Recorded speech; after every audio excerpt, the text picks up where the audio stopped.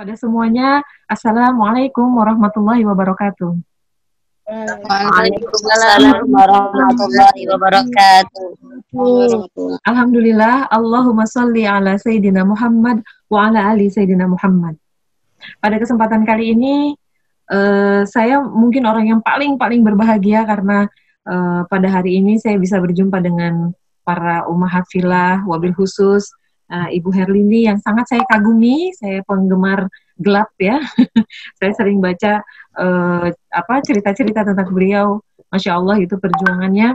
Dan ketika menjadi anggota DPR, berjuang di kurikulum 2013 ya Bu ya. Dan kali ini saya yang juga menggunakan kurikulum 2013 itu. Terima kasih banyak. Dan tentu guru-guru yang ada di sini juga mengenal kurikulum 2013. Segala puji bagi Allah atas limpahan karunia-Nya kepada kita semua sehingga memberikan kita kesehatan. Sehingga pada hari ini semuanya bisa berkumpul di sini dan mudah-mudahan kesehatan itu menjadi kesehatan yang terus-menerus, dijauhkan dari bahaya, dijauhkan dari COVID-19, insya Allah, ya, dan mudah-mudahan senantiasa dalam kebahagiaan. Salam dan sholawat semoga tercurah pada baginda Nabi besar Muhammad Sallallahu Alaihi Wasallam yang insya Allah pada malam hari ini kita ingin juga menyelam ke dalam kehidupan baginda Nabi, bagaimana baginda Nabi mengajarkan kita untuk menghadapi musibah. Mudah-mudahan setelah kegiatan ini ada beberapa butir secara hikmah yang bisa kita ambil, kita simpan di dalam hati kita jadikan perhiasan diri kita, dan juga kita jadikan hiasan di dalam keluarga kita, sehingga begitu indahnya kehidupan kita insya Allah. Baik, izinkan saya untuk memperkenalkan ibunda kita, yang tentu semuanya sudah pada kenal, dan saya yakin peserta kita yang saat ini sudah 155 orang adalah orang yang betul-betul ingin mendengar langsung materi yang diberikan oleh ustazah kita yang satu ini, dan kita berbahagia sekali bisa berjumpa dengan beliau. Terima kasih juga ya PGM yang sudah memfasilitasi ini semuanya. Baik, saya ingin membacakan sebentar biodata Ibu. Narasumber kita Ibu Hajah Herlini Amran MA. Insya Allah lahirnya di Sungai Rangau, Riau, 18 April 1966. Menikah dan memiliki 5 orang anak, 3 orang cucu, Masya Allah. Berarti saat ini usianya 54 ya Ibu ya, dan sudah punya 3 orang cucu. Tapi kalau saya lihat dari wajah Ibu, kayaknya yang lain-lain kalah mudanya nih. Masya Allah. Perlu berbagi juga nih, apa tipsnya? Tips wajah itu sedemikian indahnya dan awet muda. Masya Allah. Alamatnya Jalan Sawuraya nomor 55, RT 1 RW 5, Pasar Keranggan, Kelurahan Jati Sampurna, Kecamatan Jati Sampurna, Kota Bekasi. Baik, pendidikannya S1-nya di UI Fakultas Sastra. Sastra apa ini, Bu? Sastra Arab. Ya. Kemudian S2-nya International Islamic University Islamabad, Pakistan, Fakultas Usuluddin, jurusan Tafsir Hadis. Masya Allah. S2 juga Wafiq ul Madaris Al-Salafiyah Faisal Abad, Pakistan, jurusan Arabic and Islamic Studies. Masya Allah. Aktivitasnya anggota DPR MPR periode 2009-2014, ini yang tadi saya sampaikan, memperjuangkan kurikulum juga karena ada di Komisi 10 bidang pendidikan ya Ibu ya. Kemudian pengasuh rubrik fikih majalah Umi, Insya Allah. Kami merindukan majalah Umi juga nih, karena majalah Umi sudah tidak terbit lagi. Dosen Fakultas Studi Islam Universitas Juanda Ciawi Bogor dari tahun 97, Masya Allah, sampai tahun 2000. Dosen PGTK Bina Insan Kamil dan Nurul Fikri Cimanggis, Masya Allah. Konsultan Syariah Consulting Center, Komisaris PT Maher Nusa Korporasia, Ketua Yayasan Bina Muslimah Keranggan, dan penasehat koordinasi majelis-majelis taklim sekeranggan dari tahun 99 sampai sekarang. Masya Allah. Sedemikian banyaknya kegiatan ibunda kita ini. Mudah-mudahan Allah senantiasa memberikan kesehatan, memberikan kekuatan, memberikan semua yang dibutuhkan dalam dakwah ini, dan memberikan inspirasi kepada kita semuanya yang lebih muda dari beliau untuk lebih semangat lagi insya Allah. Baik, tema kita kali ini adalah tentang musibah. Tentu saja yang akan kita bahas, kita hubungkan dengan musibah saat ini, yaitu COVID-19, ya, yang tidak hanya menimpa DKI Jakarta, tapi juga Indonesia, dan tidak hanya Indonesia, tapi di seluruh dunia. Dan Masya Allah mungkin jadi pertanyaan sama kita gitu ya, kenapa musibah ini datang? Kapan selesainya? Kalau misalnya Allah mau kan bisa, kun fayakun hilang. Tapi kenapa Allah masih memberikan kesempatan kepada kita untuk menjalaninya? Kemudian juga sampai kapankah musibah ini ada? Tidak ada seorang pun yang tahu kapan ini akan berakhir. Masya Allah gitu. Di dunia pendidikan juga kami membuat skenario lagi, sampai skenario tahun 2022. Karena kita tidak pernah tahu apa yang akan terjadi. Masya Allah, mudah-mudahan kita bisa mengambil hikmah dari semuanya. Dan kepada Ibu Herlini, saya persilakan. Baik. Bismillahirrahmanirrahim. Assalamualaikum warahmatullahi wabarakatuh. Waalaikumsalam warahmatullahi wabarakatuh. Alhamdulillahilladzi allafa baina qulubina fa asbahna bi ni'mati ikhwana. Allahumma shalli wa sallim wa barik ala sayidina Muhammadin wa ala alihi wa sahbi ajmain wa ba'd. Allahumma inna nas'aluka ridhaka wal jannah wa na'udzubika min sakhatika wan nar. Amin ya rabbal alamin. Pertama-tama kita tajdidun niyah dulu, kita perbaharui niat kita. Kita niatkan semua aktivitas kita ini dalam rangka mencari ridho Allah, sehingga tidak ada satupun yang tidak dinilai ibadah oleh Allah. Semua dari awal kita memulai sampai selesai nanti mudah-mudahan menjadi tambahan timbangan kebaikan bagi kita insya Allah. Amin. Tema kita tentang fikih musibah. Memang saat ini terakhir yang terkena positif COVID di Indonesia ini kurang lebih 291.000 lebih yang terkena positif ya. Yang sembuh itu hampir 219.000, yang meninggal kurang lebih hampir 11.000 ya. Ini musibah yang menimpa negara kita dan juga negara-negara di seluruh dunia ini. Ketika kita melihat masa lalu, wabah penyakit ini memang sudah ada di masa Rasulullah SAW. Dulu namanya wabah pes atau lepra ya dulu di masa Rasulullah.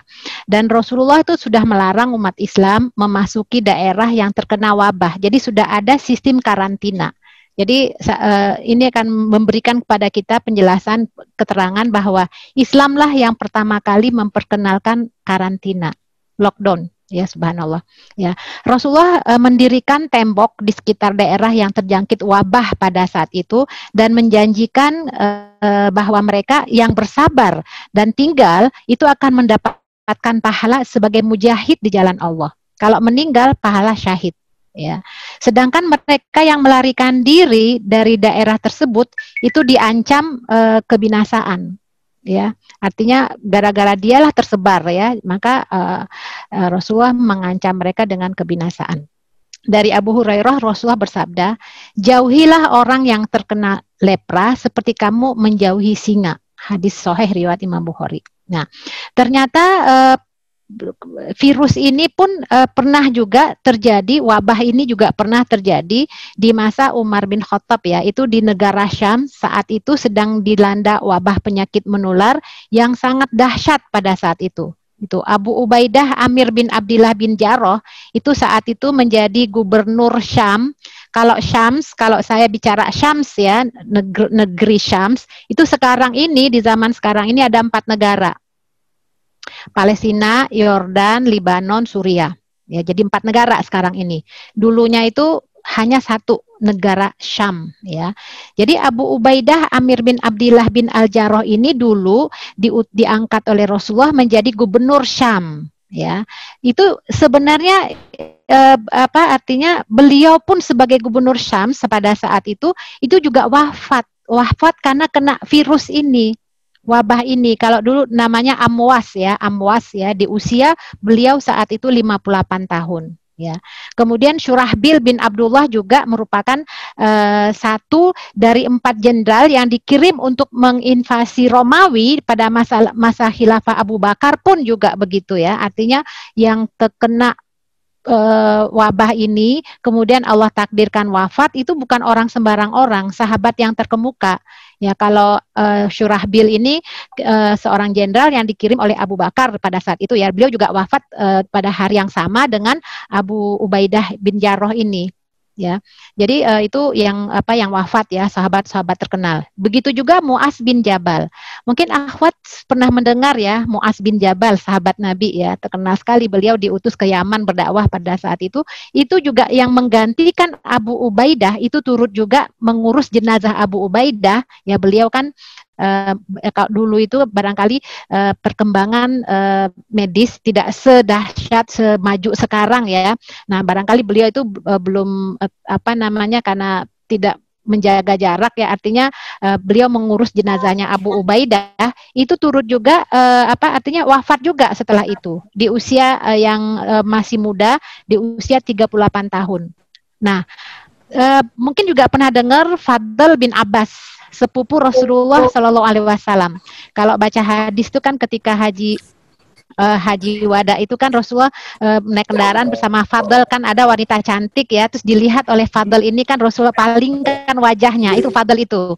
Nah, beliau ini adalah sepupu Rasulullah, juga wafat menjadi korban wabah amwas yang melanda Syam pada saat itu. Ya, bahkan Haris bin Hashim juga ya, beliau juga terkena wabah. Jadi ada beberapa sahabat Nabi itu kejadiannya pada masa kekhalifahan Umar bin Khattab itu tahun 17 atau 18 Hijriah. Ya, nah itu menyebabkan pada saat itu wabah amwas ini, wabah virus itu kurang lebih 25.000 kaum muslimin wafat pada saat itu. Nah, di antara sahabat Nabi yang wafat itu ada Yazid bin Abi Sofyan, Muaz bin Jabal, Abu Ubaidah, Syarahbil, Al-Fadl ya. Nah, kemudian kita tahu pada saat itu memang gubernurnya juga wafat pada saat itu ya. Nah, akhirnya Amr bin As diutus oleh pengganti Gubernur Syam, diutus oleh Umar bin Khattab untuk menggantikan ya yang sudah wafat ini, Amr bin As ini. Beliau melakukan kebijakan yang tidak lazim pada saat itu. Beliau mengisolasi masyarakat. Jadi beliau tuh cerdas banget ya, Amr bin As ini. Beliau isolasi masyarakat yang terjangkit wabah amwas itu ke bukit agar penularan tidak masif seperti biasanya. Jadi kurang lebih ini namanya lockdown ya pada kalau zaman sekarang ini untuk menyelamatkan yang sehat. Nah, setelah 2 bulan diasingkan di bukit itu sehat. Nah, ini sejarah. Kita lihat bagaimana dulu juga ada wabahnya. Nah, kita masuk ke tema pembahasan kita, ini hanya pengantar saja ya, pengantar pembahasan kita tentang fikih musibah. Saya share materinya. Sudah terlihatkah? Belum, Ibu. Belum. Terlihatkah? Belum. Saja masih muter. Ya, sebentar lagi, sabar. Lagi jalan-jalan dia. Alhamdulillah sudah kelihatan Ustazah. Sudah kelihatan ya. Oke. Ya, fikih musibah ya. Apa yang kita alami saat ini? Apakah ini bagian dari musibah, azab, iqab, atau fitnah, atau ujian, atau apa ya? Kita akan bahas ini. Pembahasan ini diantaranya kita bahas yang akan kita bahas malam ini insya Allah tentang makna musibah, apa itu ibtila dan bala, hidup di dunia adalah ujian, semua musibah atas izin Allah, ujian bagi manusia, ujian bagi keimanan, standarisasi keimanan, hikmah musibah, rumusan musibah dan bala, antara musibah dunia dan musibah akhirat, dan berikut yang lain-lainnya. Ini kita akan bahas itu ya. Nah, yang pertama, makna musibah dulu. Musibah ini sudah menjadi bahasa Indonesia ya.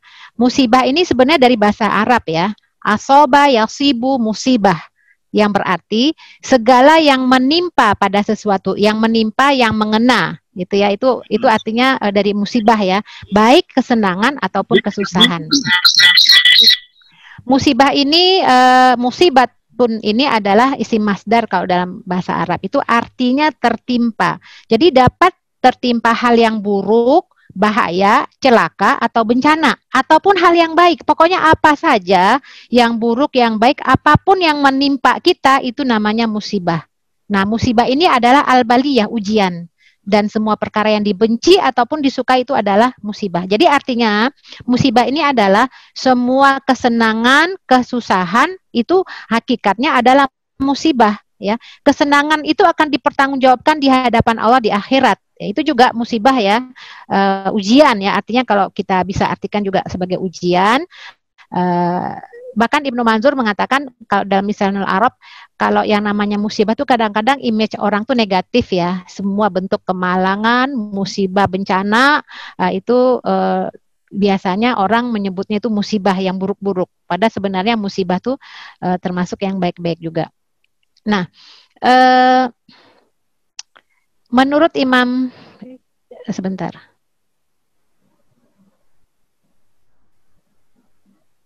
Nanti kalau yang mau nanti saya kirim ke panitia, nanti minta ke panitia ya materinya kalau yang mau ya. Baik, Ustazah. Menurut Imam Baidawi, musibah ini adalah semua kemalangan yang dibenci dan menimpa umat manusia. Ya, jadi kalau dasarnya itu setiap perkara yang menyakiti manusia adalah musibah. Ya, sebenarnya kalau musibah tuh yang baik buruk itu juga musibah ya. Disebutkan dalam Al-Qur'an kata musibah ini sebanyak 13 kali ya. Silakan nanti melihat Al-Qur'annya, saya tuliskan itu ayat-ayatnya, suratnya. Akar kata asoba ya, bukan musibah ya, asoba. Kalau ini yang 13 ini kalimatnya itu yang pakai musibah ya. Nah, itu yang khusus musibah. Kalau yang asoba yang derivasinya itu asoba, yasibu, asobat dan segala macam itu sebanyak 77 kali di dalam Al-Quran ya.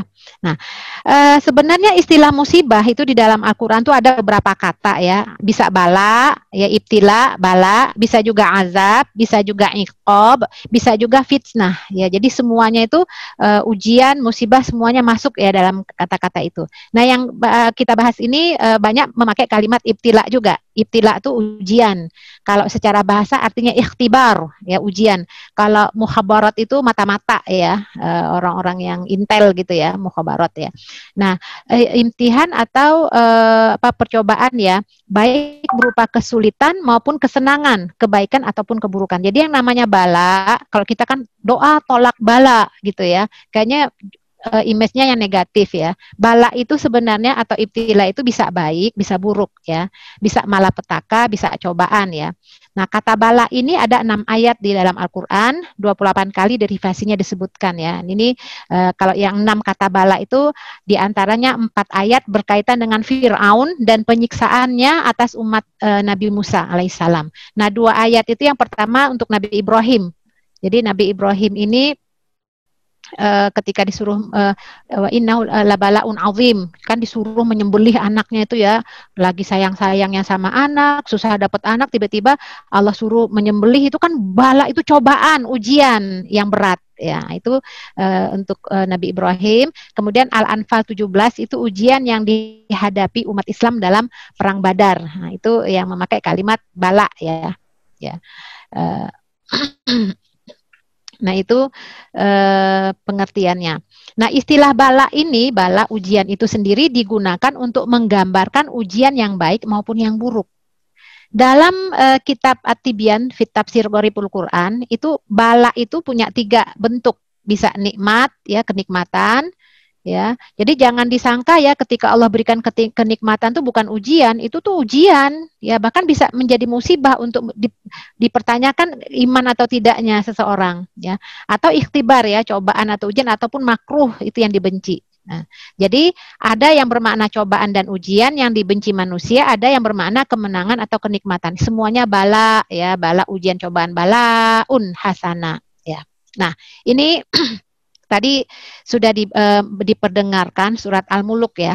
Jadi akhwat filah, kalau Al-Qur'an ini luar biasa ya, Al-Qur'an ini kita bisa jadikan sebagai pelipur lara kita, Al-Quran ini. Kalau hati kita bersih, ini kata Utsman bin Affan ya, kalau hati kita bersih, maka tidak akan kenyang dengan Al-Quran. Selalu rindu dengan Al-Quran, selalu ingin mendengarkannya, ingin membacanya. Nah, siapapun yang ingin bicara dengan Allah, maka lakukanlah sholat. Itu kan seakan-akan kita bicara dengan Allah ya. Nah, dari situ kita akan memiliki kekuatan dalam menghadapi semua ujian-ujian dan cobaan dalam kehidupan ini. Nah, siapa yang ingin diajak bicara oleh Allah, maka bacalah Al-Quran. Ya, jadi ketika kita membaca Al-Quran, seakan-akan kita berdialog dengan Allah. Nah, kita akan diberikan kekuatan yang dahsyat untuk menghadapi ujian hidup ini. Karena pada prinsipnya, hidup di dunia ini memang ujian. Alladzi khalaqal mauta wal hayata liyabluwakum ayyukum ahsanu amala wa huwal azizul ghafur. Allah yang menjadikan mati dan hidup ini, dan Dia menguji kamu, siapa di antara kamu yang lebih baik amalnya, dan Dia Maha Perkasa lagi Maha Pengampun. Jadi memang hidup ini memang ujian, semuanya pasti diuji, tidak hanya orang beriman saja, seluruh manusia yang kafir, yang munafik pasti diuji oleh Allah. Ya, tidak ada orang yang tidak diuji di muka bumi ini. Nah, sekarang bagaimana seseorang itu menyikapi kehidupan? Disitulah dia bisa mensikapi ujian tersebut. Ada yang bertambah keimanan dan ketakwaannya, ada yang malah berbalik menjadi murtad dan menjadi kufur. Ya, nah kita mudah-mudahan bagian dari hamba-hamba Allah yang beriman, pengikut umat Muhammad Shallallahu Alaihi Wasallam, mudah-mudahan kita bisa mensikapi ujian yang Allah berikan dalam kehidupan ini. Nggak ada orang yang nggak diuji, semuanya diuji. Ya. Wa nabluukum bisyarri wal khair fitnah wa ilaina turja'un. Kami akan menguji kamu dengan keburukan dan kebaikan sebagai cobaan yang sebenar-benarnya, dan hanya kepada kamilah kamu dikembalikan. Ini adalah konsep tauhid. Ketika seseorang hamba memahami konsep tauhid bahwa dia ini adalah ciptaan Allah dan dia akan kembali kepada Allah, maka semua kehidupan yang Allah takdirkan kepadanya di muka bumi ini pasti akan ada ujian dan cobaan, baik yang buruk atau yang baik. Dan ingat, wa ilaina turja'un, kepada kami nanti kalian dikembalikan. Maka di kalimat tadi dibacakan surat Al-Baqarah tadi ya, walanabluwannakum minal khaufi wal ju'i, kan ya, terus ayat berikutnya wabasyiris sabirin alladzina idza asabathum musibah qalu inna lillahi wa inna ilaihi rajiun. Itu adalah kalimat tauhid. Kami sesungguhnya inna lillahi, kami ini milik Allah, kita milik Allah, dan kita akan kembali kepada Allah. Jadi hidup ini memang ujian. Allah ingin mencari tahu, membuktikan, menguji mana yang terbaik amalnya. Wa balawnahum bil hasanati wasaiat la'allahum yarji'un. Kami coba mereka dengan nikmat yang baik dan bencana yang buruk. Nah, disinilah dipertaruhkan kualitas keimanan kita. Ya. Kullu nafsin za'iqatul maut. Wa nabluukum bisyarri wal khairi fitnah wa ilaina turja'un. Jadi selalu ya kalimat wa ilaina turja'un. Setiap jiwa pasti akan mati. Kita ini tinggal menunggu giliran. Barangkali dengan peristiwa COVID ya, wabah ini, banyak sekali dari kerabat kita yang wafat, yang tidak kita duga-duga. Yang kemarin baru 2 hari positif, tahu-tahu setelah 2 hari tahu-tahu dikabarkan wafat, meninggal, mendadak dan segala macam. Memang ini adalah sunnatullah. Kullu nafsin za'iqatul maut. Setiap yang berjiwa itu pasti akan merasakan mati. Kami akan uji kamu dengan keburukan dan kebaikan sebagai ujian dan cobaan. Dan kepada kamilah kamu dikembalikan. Kita ini hakikatnya menunggu panggilan Allah. Hanya kita tidak tahu seperti apa Allah akan memanggil kita. Yang terpenting adalah kita persiapkan segala sesuatunya untuk bekal kita nanti. Dan mudah-mudahan pertemuan kita malam ini adalah salah satu bekal untuk persiapan kita berjumpa dengan Allah insya Allah. Surat Al-Baqarah ayat 214. Am hasibtum an tadkhulul jannata wa lamma ya'tikum mathalul ladzina khalau min qablikum massathumul ba'sa wa dharra'u wa zulzilu hatta yaqula ar-rasul wal ladzina amanu ma'ahu mata nasrullah. Ala inna nasrallahi qarib. Apakah kamu mengira bahwa kamu akan masuk surga, padahal belum datang kepadamu cobaan, sebagaimana halnya orang-orang terdahulu sebelum kamu?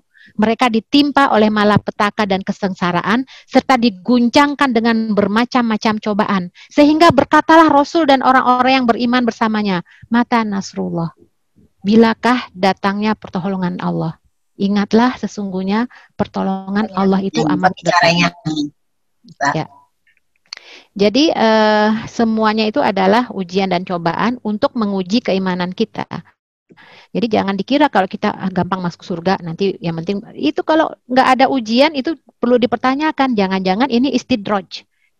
Istidraj itu Allah biarkan seseorang itu menikmati kehidupan dunia ini yang nantinya akhirnya itu akan dimasukkan ke dalam neraka. Itu istidraj. Diberikan kenikmatan, dia tidak mentaati Allah, tahu-tahu itu barangkali ada orang yang mengatakan, kenapa sih orang kafir itu kayaknya nggak ada ujian ya, rezekinya lancar saja, kayak kalau kita susah banget ya, semakin kita taat sama Allah kok semakin susah ya rezekinya. Itu orang kafir, dia nggak sholat, dia nggak beriman, tapi kok kaya ya, kayaknya uangnya nggak ada nomornya, nggak ada, kok bisa begitu. Nah ini hati-hati. Ketika Allah membiarkan seseorang dengan kenikmatan dan kekayaan semua yang menurutnya bahagia di dunia, itu istidraj. Istidraj itu Allah biarkan dahulu, nanti akhirnya nanti Allah akan siksa mereka. Nah, orang beriman ini kan nanti semakin tinggi keimanannya, semakin berat ujiannya. Nah, yang perlu kita pahami bersama bahwa semua musibah itu adalah atas izin Allah. Ma asoba min musibatin illa biidznillah wa may yu'min billahi yahdi qalbah wallahu bikulli syai'in alim. Tidak ada sesuatu musibah pun yang menimpa seseorang kecuali dengan izin Allah. Dan barang siapa beriman kepada Allah, niscaya dia akan memberi petunjuk kepada hatinya, dan Allah Maha mengetahui segala sesuatu. Jadi ketika seorang hamba dia mendapatkan musibah yang ada adalah mencela Allah, itu nanti Allah akan berikan dia sanksinya. Tapi ketika dia beriman kepada takdir Allah, ketika dia mendapatkan musibah dan dia berpasrah kepada Allah, maka Allah akan tunjukkan hatinya. Allah akan berikan dia jalan keluar yang terbaik. Allah berikan dia kebahagiaan. Ya, inilah sebabnya Umar bin Khattab berkata, siapapun yang ditimpa musibah, kemudian dia terima takdir Allah itu dengan ikhlas dan ridho, ya, dan dia move on, dia itu berikhtiar supaya tidak terpuruk, dia berusaha kembali, maka dia akan bahagia. Karena dia tahu bahwa musibah ini memang sudah izin Allah, terjadi atas kehendak Allah.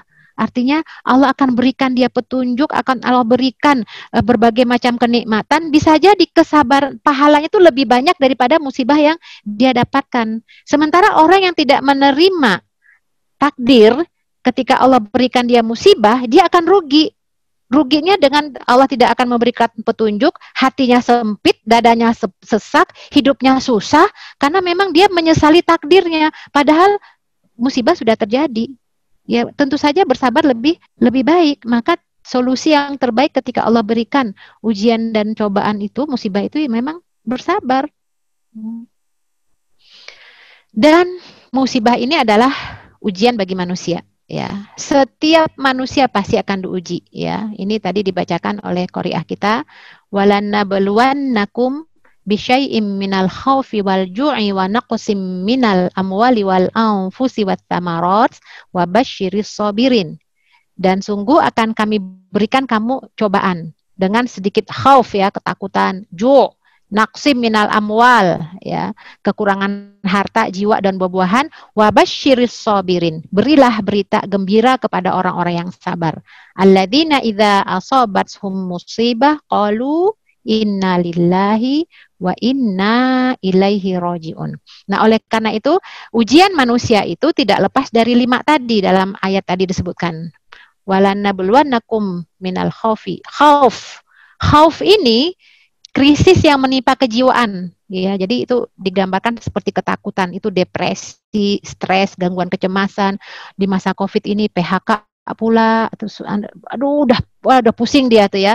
Artinya udah, nah itu akhirnya yang ada adalah jiwanya sakit, ya. Ini krisis. Jadi Allah pasti akan, ini tidak hanya berlaku kepada orang beriman, kepada seluruh manusia, mukmin, kafir, siapapun dia, itu akan mengalami 5 ujian ini. ya, ujian yang menimpa kejiwaannya, ujian alju itu krisis yang menimpa fisiknya, ya bisa kelaparan, itu apa gambarannya ya ju itu ya, yang fisiknya lah mungkin sakit, pincang, cacat, apalah segala macam lah yaitu masuk ke dalam hal ini.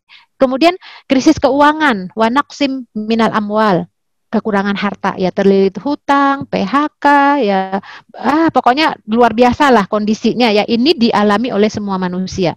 Wal anfus, kehilangan keluarga, ya. Bisa jadi juga salah paham dalam rumah tangga, bertengkar terus. Ya kalau kekurangan jiwa ini bisyai'im min anfus ini mungkin di antara kita sudah Allah uji ya. Mungkin suaminya yang diambil oleh Allah, anaknya, ibunya, atau siapapun, ini adalah bagian dari ujian yang Allah berikan. Dan cepat atau lambat, pasti kita akan mengalaminya juga. Kita akan kehilangan orang-orang yang kita cintai. Entah siapa yang lebih dulu. Maka yang kita persiapkan adalah modal keimanan yang kuat. Karena ujian ini pasti juga akan menimpa kita semua. Toh dunia ini kan fana, tidak selama-lamanya. Ada masa akhirnya nanti kita akan beralih ke alam akhirat. Ya. Kemudian as-samarot, kekurangan buah-buahan ini seperti krisis yang menimpa usaha, gagal panen, rugi dalam jual beli dan segala macam. Ini ujian yang dialami oleh manusia. Tidak ada orang yang tidak diuji oleh Allah. Ya. Nah, ujian ini ya tentu saja bagi orang yang beriman ini adalah ujian bagi keimanannya. Kalau seorang manusia biasa saja itu diuji oleh Allah, tuh manusia biasa ya, mukmin kafir siapapun dia itu diuji Allah, apalagi sebagai seorang mukmin. Ahasiban nasu ayutsraku ayyaqulu amanna wa hum la yuftanun. Apakah manusia itu mengira mereka dibiarkan saja mengatakan kami telah beriman sedang mereka tidak diuji lagi? Nah, sekarang contohnya ya, anak-anak kita mau masuk kuliah ya. Bagaimana dia bisa kuliah kalau nggak diuji dulu? Untuk kemampuannya bisa nggak dia ngikutin jenjang yang lebih tinggi? Itu pasti ada ujiannya. Dan Allah telah menguji orang-orang sebelum mereka, maka sesungguhnya Allah mengetahui orang-orang yang benar dan sesungguhnya Dia mengetahui orang-orang yang dusta.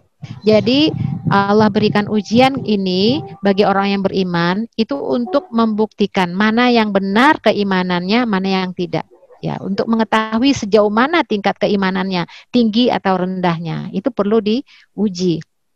Nah, oleh karena itulah ujian ini sebagai standarisasi keimanan. Ya, kalau di sekolah ada standarisasinya ya. Kalau ujian dalam kehidupan ini adalah standarisasi keimanan. Semakin tinggi tingkat keimanan seseorang, akan semakin tinggi ujiannya. Dan semakin tinggi ujian Allah dan lulus, maka semakin tinggi pula kedudukan dan derajatnya di sisi Allah. Ya. Inna idzamal jaza ma'a idzamil bala. Wa inna Allah idza haba qauman ibtalahum faman radiya falahu ridha wa man sakhita falahu sakhat. Sesungguhnya pahala besar karena balasan untuk ujian yang berat. Sungguh jika Allah mencintai suatu kaum, maka Dia akan menimpakan ujian untuk mereka. Barang siapa yang ridho, maka ia akan meraih ridho Allah. Barang siapa yang tidak suka, maka Allah pun murka. Nah, jadi hanya dua pilihan. Ketika Allah berikan kita ujian, kita ridho nggak? Kalau kita ridho, Allah ridho dengan kita. Kalau kita tidak ridho, maka Allah pun murka. Nah, kita lihat ya bagaimana orang-orang terdahulu ya, berat sekali. Siapa sih yang paling berat ujiannya? Ini Mus'ab bin Sa'id itu seorang tabi'in dari ayahnya terus berkata ya Rasulullah, jadi ada orang yang bertanya kepada Rasulullah, ya Rasulullah, ayun nas asyadu bala. Wahai Rasulullah, manusia manakah yang paling berat ujiannya? Kemudian Rasulullah menjawab, al-anbiya'u tsummal amsalu fal amsal. Para nabi, kemudian yang semisalnya. Yang semisal itu yang keimanannya itu yang standarnya sama lah gitu, yang semisalnya. Artinya, orang yang berat ujiannya adalah para nabi. Kemudian orang terbaik setelah nabi. Nah, apabila seseorang diuji oleh Allah, maka dia tetap tahan, maka ia ditambah lagi keimanannya. Jadi memang ujian itu, selain misalnya ya, orang yang, kita nggak bicara nabi deh, kita bicara misalnya contohnya 4 imam mazhab ya. 4 imam mazhab yang kita kenal, yang terkenal sampai saat ini dengan kitab-kitabnya dan bahkan mazhabnya diikuti oleh berbagai bangsa ya. Contoh misalnya Imam Abu Hanifah.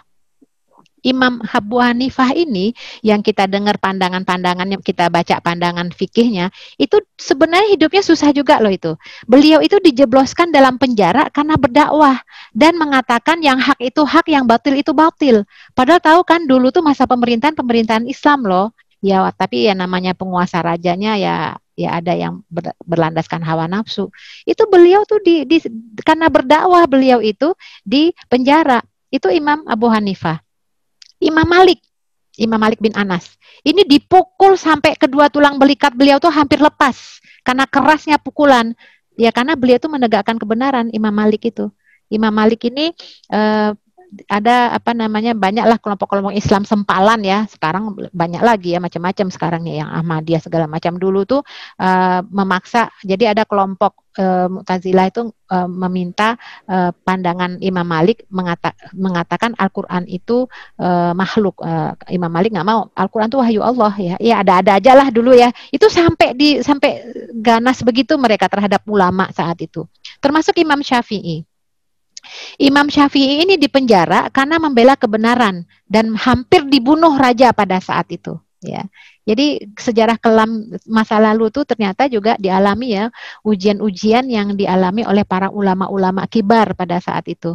Imam Ahmad bin Hambal tuh bahkan itu Imam Ahmad bin Hambal ya, fitnah dari kaum Mu'tazilah yang mengatakan Al-Qur'an itu diminta dianggap makhluk ya, beliau mengatakan wahyu.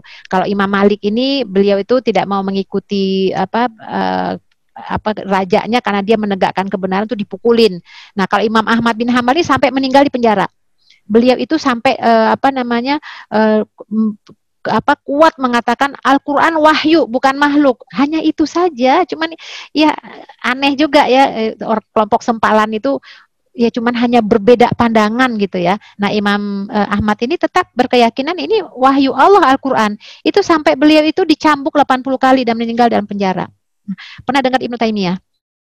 Ibnu Taimiyah ini juga berdakwah itu karena membela kebenaran, tuh beliau dipenjara. Jadi ulama-ulama dulu yang menegakkan keislaman, menegakkan kebenaran, itu temannya penjara, ya selalu dipenjara. Bahkan beliau terkenal ucapannya ya, Ibnu Taimiyah ini, apa yang akan diperbuat musuh-musuh kepadaku? Jika aku dipenjara, penjara adalah kholwat untuk beribadah kepada Allah. Kalau aku diasingkan, itu bagiku adalah tamasya. Kalau aku dibunuh, berarti aku udah syahid. Jadi kata-kata itu jadi ini ya, artinya menjadi pegangan ya bagi orang-orang yang menegakkan kebenaran. Bahkan kalau kita lihat Ibnul Qayyim, pasti sudah nggak asing lagi ya, Ibnul Qayyim Al-Jauziyah. Itu beliau tuh membela kebenaran sampai beliau tuh diikat badannya, diarak keliling kampung, diludahi masyarakat, namun beliau tidak gentar ya, tegar beliau dalam berdakwah sampai akhir hayatnya. Nah, itu yang dialami oleh orang-orang dulu. Artinya semakin tinggi tingkat keimanannya, itu semakin besar ujian yang didapatkan. Tapi jangan sampai bilang begini, kalau gitu biasa-biasa aja lah imannya nanti. Nah, itu parah yang begitu ya. Justru kalau orang yang nggak diuji itu dipertanyakan, benar nggak nih keimanannya ya. Jadi ada dalam sebuah riwayat seseorang yang berdosa seseorang yang tidak pernah berbuat dosa tapi amalannya tidak bisa membawanya ke surga ya. Jadi kalau dia itu menjaga dirinya dengan baik tapi amalannya nggak bisa membawanya ke surga, maka Allah berikan dia ujian. Nah, dengan ujian itu dia bersabar, itulah yang membawa dia ke surga ya. Idza aradallahu bi'abdihil khaira ajala lahul 'uqubah fid dunya. Wa idza aradallahu bi'abdihi syarra amsaka anhu bidzambihi hatta yuwafiya bihi yaumal qiyamah. Apabila Allah menginginkan kebaikan bagi seorang hamba, maka Allah segerakan siksaan baginya di dunia. Jadi sebenarnya ujian yang Allah berikan kepada kita di dunia ini karena kasih sayang Allah kepada kita. Allah ingin kita kembali kepada Allah tanpa dosa, masuk ke dalam surganya tanpa mampir ke neraka. Maka Allah berikan ujian-ujian kepada hambanya di dunia. Mungkin ada yang bertanya begini ya, Kenapa ya kalau orang yang baik itu kok dikasih sakitnya lama ya? Ada orang soleh atau orang baik ya, sakitnya lama, bertahun-tahun menderitanya. Tapi lihat orang kafir tuh, sebentar meninggalnya gampang sekali meninggalnya. Nggak pakai sakit-sakit tuh kayaknya gampang ya. Kenapa ya? Nah, ini perlu kita pahami konsep ini. Allah berikan sakit, contohnya ujian itu adalah sakit ya. Allah berikan sakit itu dengan bertahun-tahun tuh Allah ingin dosanya itu terampuni karena dengan sakit itu dapat penghapus dosa. Maka coba perhatikan deh, orang yang meninggal sebelumnya sakit, coba lihat wajahnya setelah meninggal. Itu rata-rata tuh bersih ya, bercahaya, bersih gitu ya. Karena memang Allah ingin hambanya ini kembali kepadanya dalam keadaan tanpa dosa, diberi ujian sakit bertahun-tahun. Sementara orang kafir ya, kenapa ya dia tuh kok meninggal mendadak, nggak sakit cepet amat, nggak merasakan sakaratul maut, padahal dia nggak beriman. Justru Allah bisa jadi ketika dia hidup dia berbuat baik, itu Allah balas kebaikannya itu dengan memudahkan meninggalnya, tapi di akhiratnya dia dimasukkan ke dalam neraka, begitu ya. Dalam sebuah hadis, ma yazalul bala'u bil mu'min wal mu'minah fi jasadihi wa malihi wa waladihi hatta yalqallah wa ma alaihi khati'atun. Cobaan atau ujian akan selalu menimpa seorang mukmin dan mukminah, baik pada dirinya, pada anaknya maupun pada hartanya, sehingga ia bertemu dengan Allah tanpa dosa sedikit pun. Mesti kita bahagia kan ya kalau ketika mendapatkan ujian itu ya, anak sakit atau ada yang meninggal atau suami yang kita cintai meninggal. Ini sebenarnya adalah kasih sayang Allah kepada kita agar kita kelak bertemu, berjumpa dengannya tanpa dosa. Maka Allah berikan ujian ya pada diri kita, pada anak kita, pada harta kita ya. Bahkan pada hari kiamat nanti banyak orang berandai-andai jika mereka ditimpakan musibah di dunia ini, sebagaimana sabda Nabi, yawaddu ahlul afiyati yaumal qiyamah anna juludahum quridat bil maqarid mimma yarawna min thawabi ahlil bala. Manusia pada hari kiamat itu menginginkan kulitnya dipotong-potong dengan gunting ketika di dunia. Ini kan paling sakit tuh kalau kulit ya, itu bahkan di hari kiamat tuh pengennya orang tuh berandai-andai, coba ya saya dipotong-potong di kulit saya itu ya, kan sakit itu ya, itu karena mereka melihat betapa besarnya pahala orang-orang yang tertimpa cobaan di dunia. Jadi karena mereka merasakan, karena mereka sudah merasakan ayat Allah dalam surat Az-Zumar ayat 10 itu ya, innama yuwaffas sabiruna ajrohum bighairi hisab. Hanya orang-orang yang bersabarlah yang disempurnakan pahalanya tanpa batas. Jadi pahala orang yang bersabar dari ujian yang Allah berikan itu tidak ada batasnya. Maka wajar ketika itu di hari kiamat nanti orang berandai-andai, coba ya kulit saya dipotong-potong kayak mutilasi gitu ya, dipotong-potong sampai habis, sakitnya udah kayak apa. Karena mereka memahami dan melihat betapa besar pahala yang mereka dapatkan nanti di akhirat.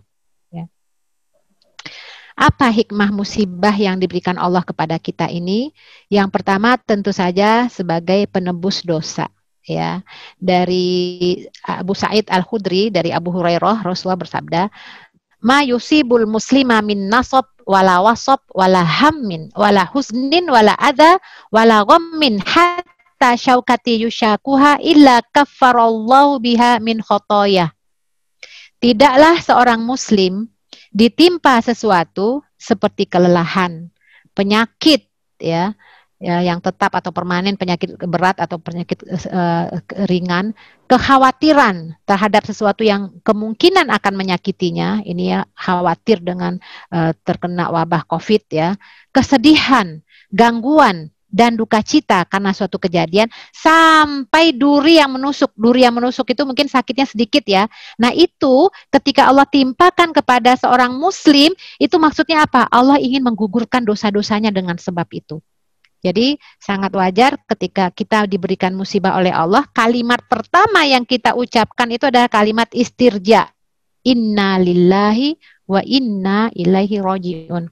Ini buat orang tua ya, buat ibu-ibu, jadi apa namanya, catatan juga ya. Kadang-kadang ada anaknya jatuh, mungkin lagi jalan-jalan, lagi lari-lari jatuh, mungkin nabrak atau apa, kemudian nangis anaknya ya. Ini ada sebagian ibu yang di sana bukan yang di sini ya, itu memukul-mukul apa, mungkin kena kursi, kursinya dipukul, ini nakal ya, ini nakal ya, nakal, kamu sakit ya. Jadi mengalihkan musibah yang menimpa anaknya ke benda. Ini secara tidak sadar, ini anak ini dididik untuk tidak menerima takdir.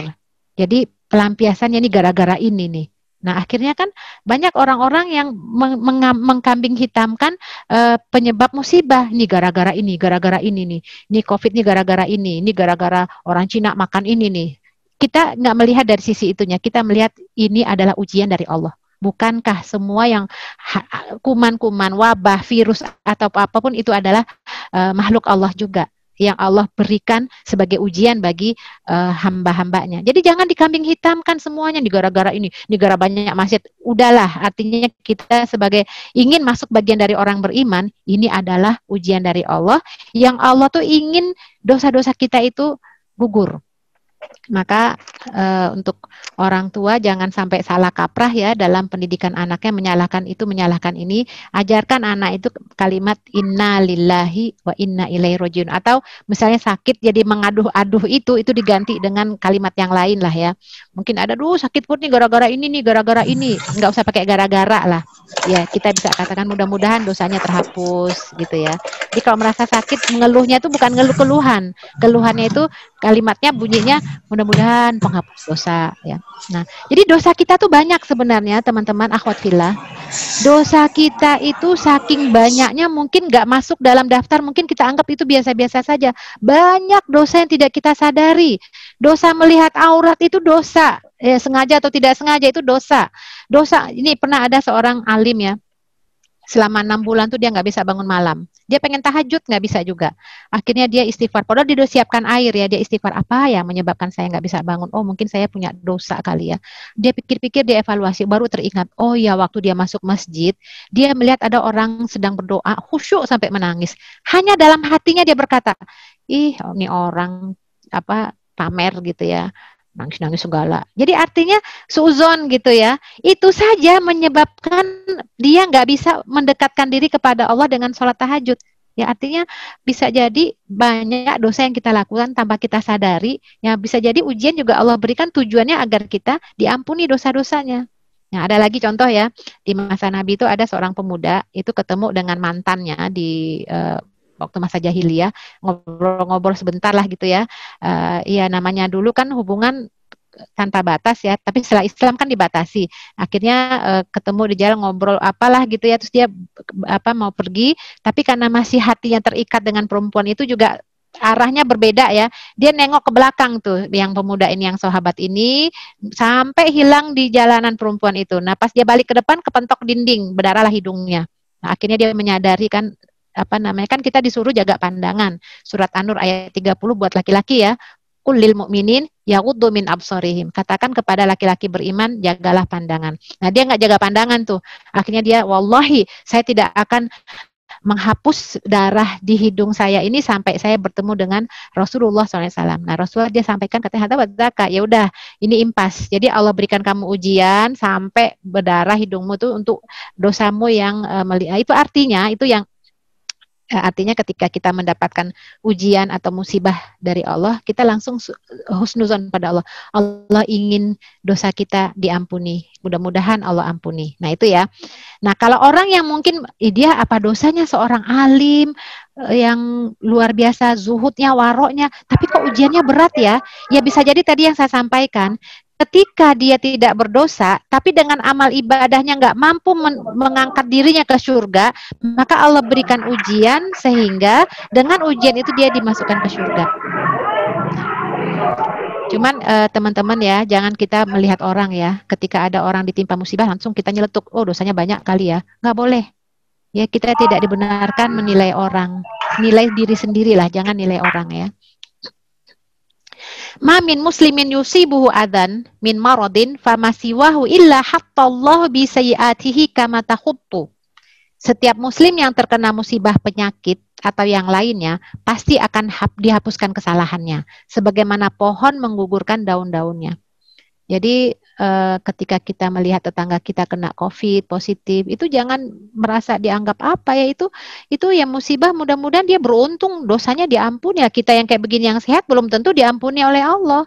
Ya, jadi kita doakan, bahkan doa orang yang sedang sakit itu makbul. Rasulullah menyuruh mintalah doa kepadanya karena doanya itu makbul. Ya, karena kalau orang yang sakit, dia bersabar dengan sakitnya, dosanya diampuni, kan nggak ada dosa bagi dia. Ketika dia berdoa kan makbul. Ya, ini kan kadang-kadang kita terbalik ya. Orang sakit minta doa kepada orang yang sehat ya. Mestinya tuh orang yang sakit itu mendoakan orang yang sehat. Ya. Ma yazalul bala'u bil mu'minin wal mu'mina fi jasadihi wa mali wa waladihi hatta yalqallahu wa ma alaihi khati'at. Ini udah kita bahas ya. Jadi yang kedua tadi itu, yang pertama ya, Allah ingin dosa kita terampuni. Yang kedua, Allah tinggikan derajat orang beriman. Ya. Bahwa dengan diberikan ujian walaupun tertusuk duri, jadi artinya mungkin kita pernah jalan keserempet apa gitu ya, jatuh, sakit kan ujung kaki kita ya, jari kita, atau mungkin kita lagi jongkok mau berdiri kepentok kepalanya ke dinding ya, itu kan musibah. Nah, mestinya kita ucapkan innalillahi wa inna ilaihi rajiun ya, atau astaghfirullahaladzim. Ya bisa jadi karena kita banyak dosa-dosa yang nggak kita sadari, dengan kita terpentok, terantuk, terjatuh, terusuk duri apapun ya, Allah ingin hapuskan dosa-dosa kita ya. Banyak kan dosa-dosa kita, banyak nggak ketahuan ya, nggak sadar, nggak tidak sadar, naik motor lagi hujan becek ya, kita jalan aja terkena orang yang lagi jalan kaki tuh cipratannya, itu kan kita menzolimi orang, bajunya bersih kena yang kotor ya, artinya Allah ingin dosa kita diampuni dengan sengaja atau tidak yang kita lakukan itu untuk kebaikan kita itu sendiri ya. Tapi bisa jadi musibah itu adalah azab ya. Dan sebagai azab terhadap sebagian manusia, dan bagi yang lain itu adalah keutamaan dan pengangkatan derajat. Ya, ini terkait dengan wabah ya. Jadi ketika itu Ibunda Aisyah itu bertanya kepada Rasulullah SAW tentang wabah taun. Nah, jadi kata Ibunda Khadijah, fa akhbaroni annahu adzabun yab'atsuhullahu ala may yasha. Bahwa taun itu sejenis penyakit wabah ya. Beliau memberitahukanku, kata Ibunda Aisyah, bahwa itu merupakan siksaan yang Allah kirimkan kepada orang-orang yang Dia kehendaki, dan Allah menjadikannya sebagai rahmat bagi orang-orang yang beriman. Tidak ada seorang pun yang tertimpa penyakit taun lalu ia tinggal di kotanya dengan sabar, mengharapkan pahala Allah, serta ia mengetahui bahwa ia tidak tertimpa sesuatu kecuali apa yang telah Allah tuliskan, Allah takdirkan baginya, kecuali orang itu akan mendapatkan semisal pahala syahid. Jadi orang, tenaga kesehatan kita tuh lebih dari 100 orang ya kemarin wafat ya, insya Allah pahalanya syahid. Ya, insya Allah pahalanya syahid ya. Memang kelihatannya sedih keluarganya. Iya, ini sementara. Kita hidup dunia ini kan nggak selama-lamanya. Kampung kita yang abadi itu adalah kampung akhirat. Itu yang mestinya kita nantikan. Ini ada 5 bencana dalam hadis Ibnu Majah yang akan menimpa umat ini dari Abdullah bin Umar bin Al-Khattab. Jadi kata Abdullah bin Umar, ini anaknya Umar ya, Abdullah ini. Jadi aku adalah salah seorang dari 10 keluarga muhajirin yang berada di rumah kediaman Rasulullah. Jadi dia cerita, aku nih ada loh di antara 10 orang di rumah Rasulullah. Kami menghadap ke beliau. Terus kata Rasulullah, wahai kaum muhajirin, sesungguhnya ada 5 perkara dan aku berlindung kepada Allah agar kalian tidak menemuinya. Jadi artinya Rasul memberitahu ada 5 perkara loh, mudah-mudahan kalian nggak menemukannya. Pertama, tidaklah muncul perbuatan keji atau zina pada suatu kaum hingga mereka melakukannya secara terus terang, kecuali Allah akan menimpakan kepada mereka sebagai penyakit taun dan wabah yang belum pernah menimpa kepada orang-orang sebelum mereka. Ini sekarang udah banyak nih orang yang berzina ya, coba lihat ya, dengan serbuan film-film Korea, film-film Barat, apalah segala macam yang menyerbu HP anak-anak kita. Kemudian nauzubillah kan itu alur ceritanya pacaran sampai terjadi perzinahan dianggap biasa saja.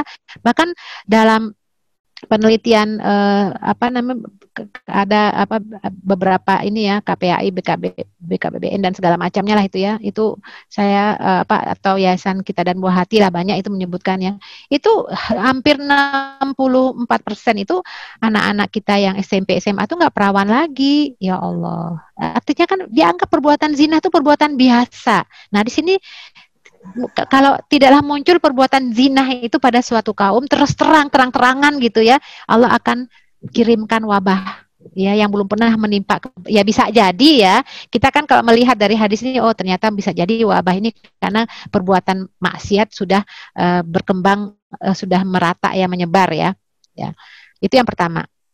Itu bagi orang-orang yang tidak beriman itu adalah azab ya, tapi bagi untuk orang yang beriman itu adalah ujian dan cobaan yang mengangkat derajatnya. Beda dengan orang kafir, itu adalah azab bagi mereka ya. Jadi beda cara memandang ujian atau musibah ini dari sisi kacamata Islam ya.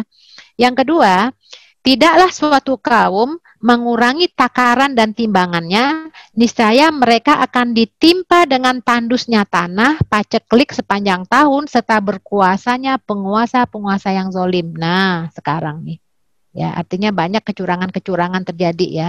Kita sudah diberikan ujian-ujian seperti ini, sudah kita dapatkan ya. Kemudian yang ketiga, dan tidak suatu kaum enggan mengeluarkan zakat hartanya, kecuali Allah akan menimpakan kepada mereka bencana dengan tidak diturunkan hujan dari atas langit kepada mereka. Dan kalaulah bukan karena binatang ternak, bukan bintang ya, binatang ternak, niscaya Allah akan menahan turunnya hujan selama-lamanya. Ya, yang nggak mau bayar zakat itu yang ketiga. Yang keempat, dan tidaklah suatu kaum mengingkari janji antara mereka dengan Allah dan Rasul-Nya, melainkan Allah akan mendatangkan musuh-musuh yang bukan dari golongan mereka, lalu merampas sebagian harta yang ada di tangan mereka. Ini kalau orang yang ingkar janji dengan Allah dan Rasul-Nya. Akhirnya musuh-musuh datang tuh merampas kekayaan orang beriman. Itu yang keempat.